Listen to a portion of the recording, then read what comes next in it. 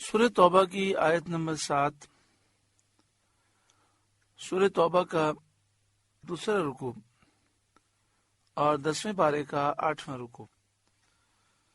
کیف یکون للمشرکین عہد عند اللہ وعند رسولہ، مشرکوں کے لیے اللہ اور اس کے رسول کے پاس کوئی عہد کیوں کر ہوگا کہ وہ غداری کر چکے، عہد شکنی کر چکے۔ عہد شکنی کرنا ان کا شیوہ ہے۔ الا الذین عاہدتم عند المسجد الحرام، مگر وہ جن سے تمہارا معاہدہ مسجد حرام کے پاس ہوا، اور ان سے کوئی عہد شکنی ظہور میں نہ آئی، جیسے بنی ضمرہ۔ فما استقاموا لکم فاستقیموا لہم، تو جب تک وہ تمہارے لیے عہد پر قائم رہیں تم ان کے لیے قائم رہو۔ ان اللہ یحب المتقین، بے شک پرہیزگار اللہ کو خوش آتے ہیں، بے شک اللہ تعالی پرہیزگاروں کو پسند فرماتا ہے۔ بار بار معاہدے کا ذکر ہے اور پرہیزگاری کا ذکر ہے، تو معاہدے کی پابندی، وعدے کی پابندی، یہ پرہیزگاری کے لیے بہت ضروری ہے، کیونکہ انسان جب جھوٹ بولتا ہے، وعدہ خلافی کرتا ہے، معاہدہ توڑ دیتا ہے تو بے اعتبار ہو جاتا ہے، اور جب اعتبار ختم ہو جائے تو بہت بڑا نقصان ہے کہ انسان پھر کسی کام کا نہیں رہتا۔ کیف وَإِن يَظْهَرُوا عَلَيْكُمْ لَا يَرْقُبُوا فِيكُمْ إِلًّا وَلَا ذِمَّةً، بھلا کیوں کر ان کا حال تو یہ ہے کہ تم پر قابو پائیں تو نہ قرابت کا لحاظ کریں نہ عہد کا۔ کیفا، بھلا کیوں کر یہ کافر عہد پورا کریں گے اور کیسے اپنی بات پر قائم رہیں گے۔ وَإِن يَظْهَرُوا عَلَيْكُمْ، ان کا حال تو یہ ہے کہ تم پر قابو پائیں، کسی طرح تم پر انہیں کنٹرول حاصل ہو جائے۔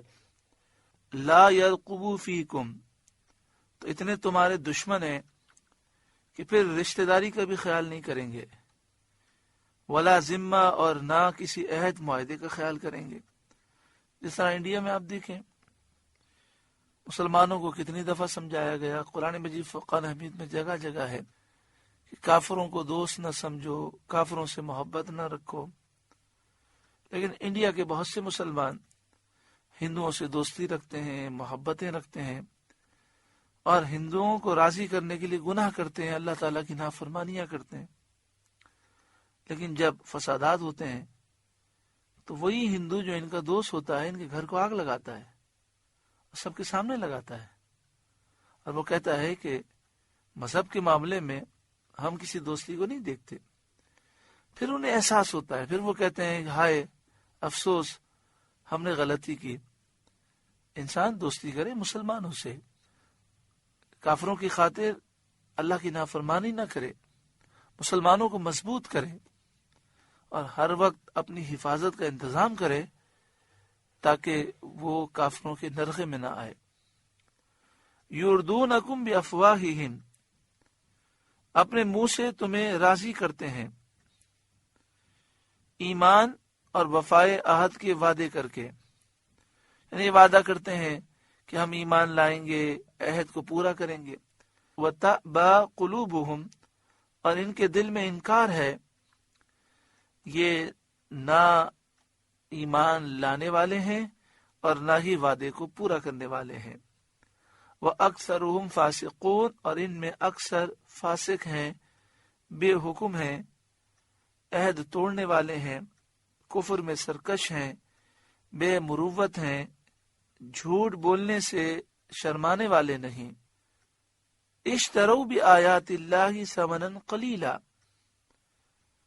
ان لوگوں نے اللہ کی آیتوں کے بدلے تھوڑے دام حاصل کر لیے، مول لیے۔ وہ دنیا کے تھوڑے سے نفع کے پیچھے ایمان اور قرآن چھوڑ بیٹھے، جو عہد رسول کریم صلی اللہ علیہ وسلم سے کیا تھا، وہ کافر سرداروں کے تھوڑے سے لالچ دینے سے توڑ دیا۔ یعنی ہوتا یہ تھا کہ جب کسی قبیلے کا نبی اکرم صلی اللہ علیہ وآلہ وسلم سے معاہدہ ہوتا تو کافر سردار اس کے پاس پہنچ جاتے، قریش کے بڑے بڑے سردار، اور اسے کہتے ہم تمہیں اتنا مال دیں گے، تم یہ معاہدہ توڑ دو، تو یہ ان کی باتوں میں آ کر معاہدہ توڑ دیتے۔ اشتروا بآیات اللہ ثمنا قلیلا، اللہ کی آیتوں کے بدلے تھوڑے دام مول لیے، یعنی دنیا کے تھوڑے سے نفع کے پیچھے ایمان اور قرآن اور جو عہد رسول کریم سے کیا تھا وہ چھوڑ دیا۔ فصدوا عن سبیلی، تو اس کی راہ سے روکا اور لوگوں کو دین الہی میں داخل ہونے سے روکنے والے بن گئے۔ انہم ساء ما کانوا یعملون، بے شک وہ بہت ہی برے کام کرتے ہیں۔ لا یرقبون فی مؤمن الا ولا ذمہ، کسی مسلمان میں نہ قرابت کا لحاظ کریں نہ عہد کا، جب موقع پائیں قتل کر ڈالیں۔ یہ مسلمانوں کے ایسے دشمن ہیں کہ اگر مسلمان ان کا قریبی رشتہ دار بھی ہے، موقع ملے تو وہ رشتہ داری کا لحاظ نہ کریں گے، اور عہد بھی اس وقت قائم رہے گا جب تک انہیں موقع نہ ملے گا، جب موقع ملے گا تو وہ عہد کو بھی توڑ دیں گے۔ تو مسلمانوں کو بھی چاہیے کہ جب مشرکین پر قابو پائیں تو ان سے درگزر نہ کریں۔ وَأُولَئِكَ هُمُ الْمُعْتَدُونَ، اور وہی سرکش ہیں۔ فَإِن تَابُوا، پھر اگر وہ توبہ کریں، یعنی کفر سے توبہ کریں، عہد شکنی سے باز آئیں، ایمان قبول کر لیں، وَأَقَامُوا الصَّلَاةَ، اور نماز قائم رکھیں، وَآتَوُا الزَّكَاةَ، اور زکوٰۃ دیں، فَإِخْوَانُكُمْ فِي الدِّينِ، تو وہ تمہارے دینی بھائی ہیں۔ حضرت عبداللہ بن عباس رضی اللہ تعالی عنہما نے فرمایا کہ اس آیت سے ثابت ہوا کہ مسلمانوں کے خون حرام ہے، اہل قبلہ کے خون حرام ہے۔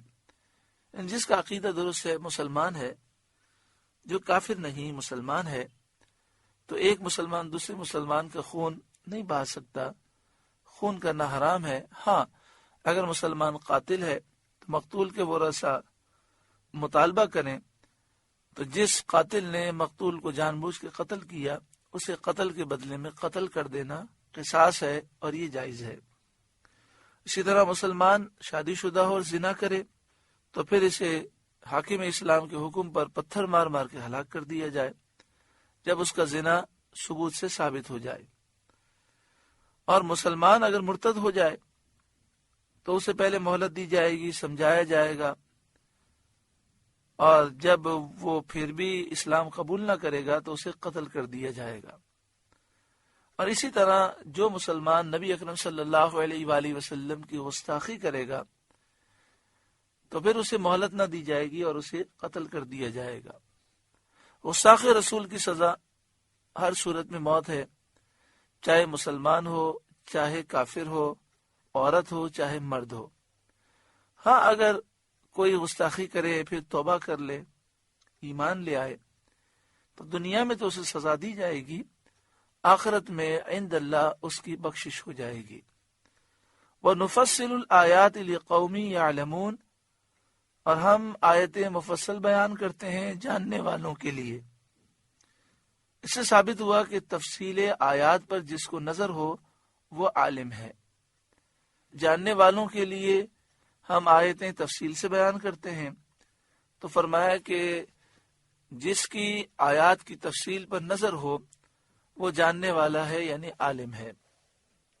اسی طرح ایک مسئلہ یہ بھی ذہن میں رکھے کہ اگر قاتل جس نے جان بوجھ کے قتل کیا اور مقتول کے ورثاء اسے قتل کرنا چاہتے ہیں اور قصاص میں اسے قتل کیا جا رہا ہے، اور وہ اللہ تعالیٰ کی بارگاہ میں سچی بکی توبہ کر لے، تو مقتول کے ورثاء اگر راضی ہوں تو اسے معاف کیا جا سکتا ہے، لیکن اگر وہ راضی نہ ہو، قصاص لینا چاہیں، تو قصاص میں اسے قتل کر دیا جائے گا، اور آخرت میں اس کی بخشش ہو جائے گی، کیونکہ وہ توبہ کر چکا ہے۔ اس معاملے میں وہ توبہ کر چکا ہے تو یہ معاملہ اسے معاف کر دیا جائے گا۔ اسی طرح جس شخص نے زنا کیا اور شادی شدہ ہے اور پھر توبہ کر لی اور اس کا یہ جرم ثابت ہو گیا، تو توبہ کے باوجود دنیا میں اسے سزا دی جائے گی، پتھر مار مار کے ہلاک کر دیا جائے گا۔ ہاں عند اللہ اس کی بخشش ہو جائے گی، یہ زنا اسے معاف ہو جائے گا کیونکہ یہ اس سزا سے پہلے توبہ کر چکا۔ اسی طرح غیر شادی شدہ شخص نے زنا کیا تو اسے 100 کوڑے مارے جائیں گے، توبہ کر چکا پھر بھی یہ زنا ثابت ہو گیا تو مارے جائیں گے، یہ سزا ہے۔ ہاں عند اللہ اس کی مغفرت ہو جائے گی۔ چور جس نے چوری کی اور پھر اس کی چوری ثابت ہو گئی لیکن اسے توبہ کر لی، پھر بھی اس کا ہاتھ کاٹا جائے گا۔ تو اسی طرح جو گستاخی کرے نبی اکرم صلی اللہ علیہ وآلہ وسلم کی اور اس کی گستاخی ثابت ہو جائے، وہ توبہ بھی کر لے، ایمان بھی لے آئے، پھر بھی اس کی سزا دنیا میں موت ہے۔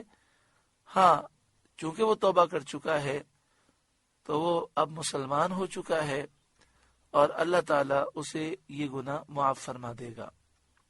وَإِن نَكَثُوا أَيْمَانَهُم مِّن بَعْدِ عَهْدِهِمْ، اور اگر عہد کر کے اپنی قسمیں توڑیں، وَطَعَنُوا فِي دِينِكُمْ، اور تمہارے دین پر منہ آئیں، فَقَاتِلُوا أَئِمَّةَ الْكُفْرِ، تو کفر کے سرداروں سے لڑو، إِنَّهُمْ لَا أَيْمَانَ لَهُمْ لَعَلَّهُمْ يَنْتَهُونَ، بے شک ان کی قسمیں کچھ نہیں، اس امید پر لڑو کہ شاید وہ باز آئیں۔ اگر وہ عہد کر کے اپنی قسمیں توڑیں اور تمہارے دین پر منہ آئیں، یعنی دین اسلام پر ظاہراً طعنا کریں، تو ان کا عہد باقی نہیں رہتا اور وہ ذمے سے خارج ہو جاتے ہیں، ان کو قتل کرنا جائز ہے۔ یعنی جو ذمی کافر دارالاسلام میں رہتا ہے، اسلامی ریاست میں رہتا ہے، جس کا مسلمانوں سے معاہدہ ہے، وہ مسلمان نہیں ہے، کافر ہے، اسلام پر اس کے اعتراضات بھی ہیں، لیکن اگر وہ اسلام پر ظاہراً طعنا کرے، طعنا زنی کرنے کی اسے اجازت نہیں، اگر طعنا زنی کرے گا تو اس کا عہد ٹوٹ جائے گا اور وہ ذمے سے خارج ہو جائے گا، تو اس کو پھر قتل کر دیا جائے گا۔ اسی طرح جو ذمی کافر ہے، اگر نبی اکرم صلی اللہ علیہ وآلہ وسلم کی گستاخی کرے تو آپ سوچیں، جب اسلام میں وہ ظاہراً طعنا زنی کرے تو اس کا عہد ٹوٹ جاتا ہے، تو نبی اکرم صلی اللہ علیہ وآلہ وسلم میں گستاخی کتنا بڑا طعنا ہے، تو اس کا پھر عہد باقی نہ رہے گا اور اسے قتل کر دیا جائے گا۔ اس سے ثابت ہوا کہ کافر چاہے ذمی ہو یا کوئی مسلمان، مرد ہو یا عورت، کوئی بھی گستاخی کرے گا تو اسلامی ریاست میں اس کی سزا موت ہے۔ انہم لا ایمان لہم لعلہم ینتہون، بے شک ان کی قسمیں کچھ نہیں، ان کا اب قسموں کا اعتبار ہی نہیں، اس امید پر ان سے لڑو شاید وہ باز آئیں۔ اس آیت سے ثابت ہوا کہ کفار کے ساتھ جنگ کرنے سے مسلمانوں کا مقصد یہ ہونا چاہیے کہ کفر سے یہ باز رہیں اور بد اعمالیوں سے رک جائیں۔ الا تقاتلون قوما نقضوا ایمانہم، کیا اس قوم سے نہ لڑو گے جنہوں نے اپنی قسمیں توڑی، صلح حدیبیہ کا معاہدہ توڑ دیا۔ ان کا معاہدہ تھا کہ جو مسلمان کے حلیف ہیں ان کے خلاف اگر کسی نے جنگ کی تو مسلمان کے حلیف کے خلاف جو لشکر ہے اس کی وہ مدد نہیں کریں گے، لیکن انہوں نے مسلمانوں کے حلیف کے مقابل بنی بکر کی مدد کی۔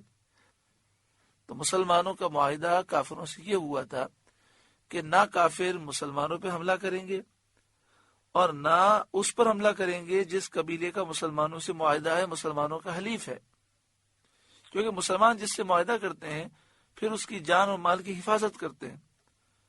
تو ان لوگوں نے معاہدہ توڑ دیا اور مسلمانوں کے حلیف کے مقابل جو قبیلہ بنی بکر آیا تھا اس کی مدد کی۔ الا تقاتلون قوما نقضوا ایمانہم، کیا اس قوم سے نہ لڑو گے جنہوں نے اپنی قسمیں توڑی، وہموا باخراج الرسول، اور رسول کے نکالنے کا ارادہ کیا، مکہ مکرمہ سے نکالنے کا ارادہ کیا، دار الندوہ میں انہوں نے مشورہ کیا اور مشورہ کر کے یہ فیصلہ کیا کہ حضور کو مکہ شریف سے نکال دیا جائے، یا آپ کو قید کر دیا جائے، یا آپ کو شہید کر دیا جائے۔ پھر انہوں نے نبی اکرم صلی اللہ علیہ وآلہ وسلم کو شہید کرنے کا منصوبہ بنایا، تو ایسے حالات پیدا کیے کہ نبی اکرم صلی اللہ علیہ وآلہ وسلم مکہ شریف سے مدینہ شریف تشریف لائے۔ وَهُمْ بَدَؤُوكُمْ أَوَّلَ مَرَّةٍ، حالانکہ انہی کی طرف سے پہل ہوئی ہے۔ أَتَخْشَوْنَهُمْ، کیا تم ان سے ڈرتے ہو؟ فَاللَّهُ أَحَقُّ أَن تَخْشَوْهُ إِن كُنتُم مُؤْمِنِينَ، تو اللہ زیادہ اس کا مستحق ہے کہ اس سے ڈرو اگر ایمان رکھتے ہو، تو اللہ ہی سے ڈرو، ایمان رکھتے ہو تو کافروں سے نہ ڈرو۔ قاتلوہم یعذبہم اللہ بأیدیکم، تو ان سے لڑو، اللہ تمہارے ہاتھوں انہیں عذاب دے گا۔ جب تم ان سے لڑو گے تو اللہ کا عذاب آئے گا اور تم ذریعہ بن جاؤ گے، اللہ تم میں وہ قوت دے گا کہ تمہارے ہاتھوں اللہ کا عذاب کافروں پر نازل ہوگا۔ وَيُخْزِهِمْ، اور انہیں رسوا کرے گا، قتل کر کے اور قید کر کے۔ وَيَنْصُرْكُمْ عَلَيْهِمْ، اور تمہیں ان پر مدد دے گا، ان پر غلبہ عطا فرما کر۔ وَيَشْفِ صُدُورَ قَوْمٍ مُؤْمِنِينَ، اور ایمان والوں کا جی ٹھنڈا کرے گا۔ جب کافر دشمنان اسلام ہلاک ہوں گے تو مومن اس ہلاکت پر خوشی محسوس کریں گے اور ان کا سینہ ٹھنڈا ہو جائے گا۔ معلوم ہوا کہ کافر، مشرک، ظالم، بدعقیدہ، بد مذہب، گمراہ کے مرنے پر مسلمانوں کے سینے ٹھنڈے ہوتے ہیں۔ وَيُذْهِبْ غَيْظَ قُلُوبِهِمْ، اور ان کے دلوں کی گٹھن دور فرمائے گا۔ یہ تمام وعدے پورے ہوئے، نبی صلی اللہ علیہ وآلہ وسلم کی خبریں صادق ہوئیں اور نبوت کا ثبوت واضح تر ہو گیا۔ وَيُذْهِبْ غَيْظَ قُلُوبِهِمْ، اور ان کے دلوں کی گٹھن دور فرمائے گا۔ جب کافر ظلم کرتے ہیں، جب کافر گستاخیاں کرتے ہیں، تو مسلمان اپنے دل میں گھٹن اور تکلیف محسوس کرتے ہیں۔ پھر جب مجاہدین ایسے کافروں کی گردنیں اڑاتے ہیں تو مسلمانوں کے دلوں کی گھٹن دور ہو جاتی ہے۔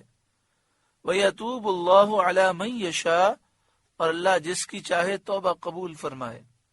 اس میں اشارہ ہے کہ اہل مکہ میں سے بعض کافر کفر سے باز آ کر تائب ہوں گے۔ یہ خبر بھی ایسے ہی واقع ہوئی۔ حضرت ابو سفیان، ابو جہل کے بیٹے حضرت اکرمہ اور حضرت سہیل بن عمرو ایمان سے مشرف ہوئے۔ واللہ علیم حکیم، اور اللہ علم و حکمت والا ہے۔ ام حسبتم ان تترکوا ولما يعلم اللہ الذین جاہدوا منکم، کیا اس گمان میں ہو کہ یوں ہی چھوڑ دیے جاؤ گے اور ابھی اللہ نے پہچان نہ کرائی ان کی جو تم میں سے جہاد کریں گے۔ اللہ تبارک و تعالی دکھائے گا لوگوں کو کہ اللہ کی راہ میں اخلاص کے ساتھ جہاد کرنے والے کون ہیں۔ اس لیے مشکلات آئیں گی، ایسے موقع پر تم ثابت قدم رہنا۔ وَلَمْ يَتَّخِذُوا مِن دُونِ اللَّهِ وَلَا رَسُولِهِ وَلَا الْمُؤْمِنِينَ وَلِيجًا، اور اللہ اور اس کے رسول اور مسلمانوں کے سوا کسی کو اپنا محرم راز نہ بنائیں گے۔ انہیں مسلمانوں امتحانات آئیں گے، جہاد کا وقت آئے گا تو تم جہاد کرنا۔ ایسے لوگ اللہ تعالیٰ دکھائے گا کہ جو اللہ اس کے رسول اور مومنوں کے علاوہ کسی کو راز نہیں بتاتے، یعنی کافروں کو اپنا دوست نہیں بناتے، اپنا محرم راز نہیں بناتے۔ اس سے معلوم ہوا کہ مخلص اور غیر مخلص میں امتیاز کر دیا جائے گا، اور مقصود اس سے مسلمانوں کو مشرکین کی موالات، دوستی، محبت اور ان کے پاس مسلمانوں کے راز پہنچانے سے منع کرنا ہے۔ واللہ خبیر بما تعملون، اور اللہ تمہارے کاموں سے خبردار ہے، اللہ کو سب معلوم ہے۔ سورہ توبہ کا دوسرا رکوع مکمل ہوا۔ اللہ تعالیٰ اس رکوع کی نصیحتوں پر عمل کی توفیق عطا فرمائے۔ آپ سے گزارش ہے کہ قرآن کے اس پیغام کو آگے پہنچا کر ثواب جاریہ حاصل کریں۔